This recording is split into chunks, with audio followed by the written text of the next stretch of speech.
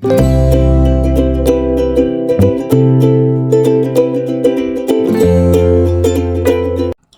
hello, salam sejahtera Malaysia. Selamat datang ke channel Fels Lifestyle. Terima kasih kerana terus setia dan terus bersama di dalam channel ini. Antara beberapa isu yang panas kebelakangan ini berkaitan dengan persiapan jentera-jentera parti. Bukan sahaja untuk menghadapi PRU16, tetapi bagi rakyat Sabah dan juga seluruh Malaysia, terutamanya di Sabah, persiapan untuk pilihan raya negeri 17 Sabah. Kita sudah mendengar gabungan ini, parti ini bergabung dengan parti ini, parti itu bergabung dengan parti ini, ada kerjasama dan macam-macam lagi. Ada parti yang nak gerak solo. Akhirnya, apa persoalan paling utama adalah siapa yang bakal jadi Ketua Menteri Sabah pada PRN ke-17 nanti. Adakah Haji G mampu kekalkan prestasi? Adakah JRS mampu kekalkan prestasi? Oke, sebelum saya teruskan kepada isu kita, saya nak perkenalkan kepada anda. Ini adalah terapi imun for life, transfer factor. Kepada anda di luar sana yang ada masalah kesihatan, yang ingin ikhtiar sembuh yang sudah lama, ada masalah kesihatan, penyakit berulang, kencing manis, diabetes, kolesterol, darah tinggi, penyakit melibatkan jantung, melibatkan kulit, gastrik, gout, dan apa sahaja jenis penyakit yang anda alami. Mungkin ini adalah jawaban kepada doa anda. Kepada anda di luar sana yang ingin tips sembuh, ingin tips terapi imun, ini adalah jawaban untuk anda. Produk ini selamat, halal, dan semula jadi. Produk ini sesuai untuk semua jenis penyakit. Sekiranya anda ingin mendapatkan maklumat lanjut tentang produk ini, anda boleh menghubungi saya di nomor yang tertera. Saudara-saudara, berkaitan dengan PRN 17, kita ada beberapa nama-nama besar yang boleh jadi Ketua Menteri. Pertama, of course, Haji G. Dan kerana beliau adalah Ketua Menteri Sabah hari ini, dan kita dapat lihat JRS mungkin masih kukuh walaupun ada beberapa isu yang melibatkan parti, yaitu rasuah Sabah. Tapi mungkin itu tidak menjadikan Haji G jatuh. Tapi semuanya kita akan ketahui selepas PRN. Nah, calon seterusnya Bung Mokhtar. Mungkin Bung Mokhtar pun boleh jadi Ketua Menteri Sabah sekiranya UMNO, JRS, ataupun PH bergabung dan ada persetujuan politik untuk mengangkat Bung sebagai Ketua Menteri Sabah.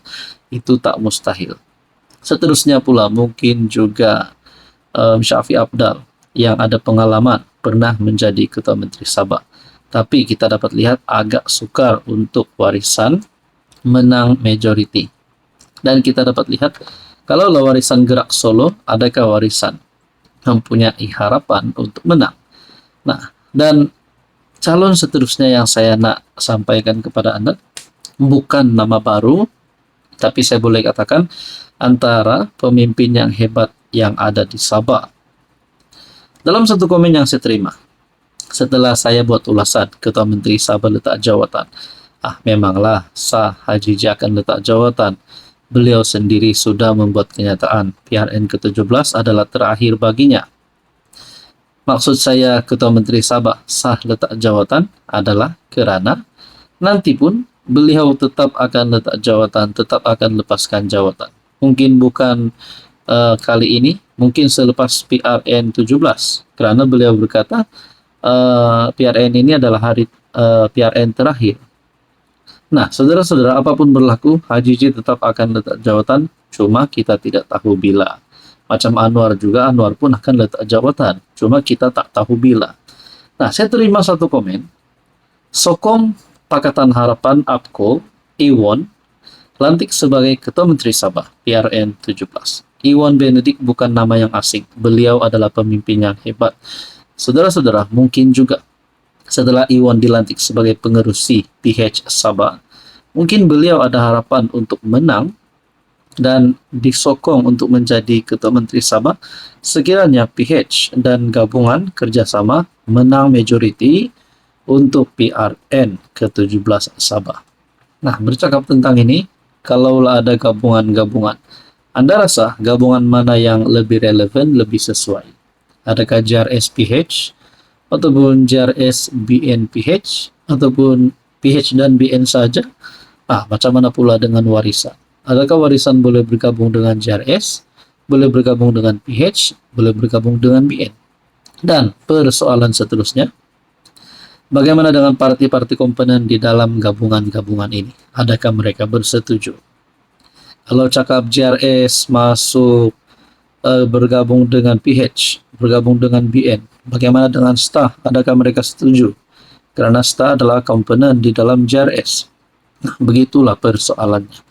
Jadi saudara-saudara, berkaitan dengan isu ini, netizen telah memilih Iwon sebagai Ketua Menteri Sabah selepas PRN 17. Nah, saudara-saudara, apa pula pandangan Anda? Hai, hello, salam sejahtera Malaysia. Selamat datang ke channel Fairs Lifestyle. Terima kasih kerana terus setia dan terus bersama di dalam channel ini. Saudara-saudara, tuan-tuan dan puan-puan, sehingga hari ini, jangan kita mengabaikan laungan keadilan untuk Zara, Justice for Zara. Jangan kita terlena. Kita terus melaungkan Justice for Zara di mana-mana saja platform di media sosial. Beberapa siri perhimpunan telah dibuat untuk menuntut keadilan bagi adik Zara Khairina. Saudara-saudara, tak sangka langsung saya telah menerima maklumat. Mungkin ada yang tertanya-tanya, kenapa 5 pembuli, 5 remaja tersebut seolah-olah dilindungi. Itu saya tak tahu kesahihannya, memang dilindungi atau macam mana. Tapi kalaulah 5 remaja ini menyebabkan kematian Zara, mereka perlu dikenakan hukuman yang setimpal. Itu pertama. Dan siapapun juga dalang, kalaulah memang ada VVIP, memang ada penglibatan VVIP, tangan gaib di luar sana yang cuba untuk menutup kes ini, tak kiralah siapa, Datuk ke, Tan Sri ke, YB ke, Menteri ke, siapapun mereka, kalau memang ingin menutup kes ini, mereka perlu dikenakan tindakan. Nah, saudara-saudara, saya mendapat satu kenyataan daripada Menteri Dalam Negeri Saifuddin. Perkongsian daripada Malaysia Gazette. Ada elemen bully, pengabaian, gangguan seksual. Diari Zara, catatan 51 halaman jadi bukti. Nah, inilah bukti yang kita perlu, yang kita mahu. Apa yang ada di dalam 51 halaman bukti tersebut? 51 halaman dalam diari catatan adik Zara. Adakah tertulis nama pembuli di situ? Adakah apa yang berlaku kepada Zara selama ini tertulis di diari tersebut? Saudara-saudara, kita sebagai rakyat Sabah, rakyat Malaysia yang menyokong keadilan untuk Zara, kepada kita sendiri yang bukan ahli keluarga, tetapi kita merasakan satu perasaan yang hibah, sedih bila mendengar cerita tentang kematian adik Zara, apatah lagi kepada keluarga. Sebab itu kita mahu menuntut keadilan untuk adik Zara Khairina. Nah, setelah Saifuddin Nasution mengeluarkan kenyataan, pertama ada elemen bully, kedua pengabaian, ketiga gangguan seksual. So, di dalam diari Zara, catatan 51 halaman yang jadi bukti ini mungkin menjadi petunjuk ataupun menjadi satu penunjuk arah untuk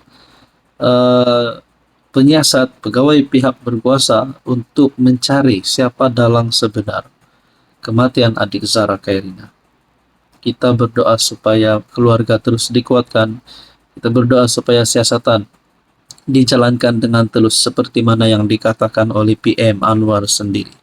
Kita tak mahu ada individu, ada pihak yang dilindungi. Sebaliknya kita mau keadilan untuk Zara Khairina. Apa yang saya boleh sampaikan hari ini? Kenyataan daripada Saifuddin Nasution. Memang ada elemen bully, pengabaian, dan gangguan seksual. Diari Zara, catatan 51 halaman jadi bukti.